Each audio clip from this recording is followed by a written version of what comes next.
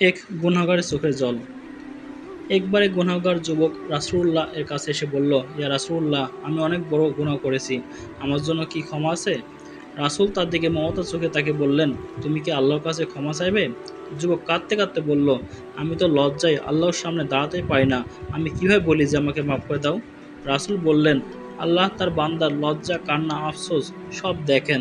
যে এক ফোঁটা চোখের জলও আল্লাহর ভয়ে পড়ে, আল্লাহ সে বান্দাকে মাফ করে দেন। যুবক তখন দুহাত তুলে বলল, হে আল্লাহ, আমাকে মাফ করে দাও, আমি আর ফিরে যাব না গুনাহের পথে। রাসূল তখন বললেন, আজ তুমি এমন তওবা করলে, যদি সব মক্কার মানুষ গুনাহ করে, তোমার তওবা তাদের সবার গুনাহ মাফের সমান ওজনে হয়ে যাবে। এই গল্পের শিক্ষা, আল্লাহর দরবারে ফিরতে দেরি করবেন না। কান্না, অনুতাপ আল্লাহ সবচেয়ে বেশি পছন্দ করেন। তওবা সব গুনাহ ধুয়ে ফেলে। সংক্ষিপ্ত বাণী, এক ফোঁটা কান্না আল্লাহর কাছে পাহাড় সম গুনাহ মাফ করিয়ে দেয়।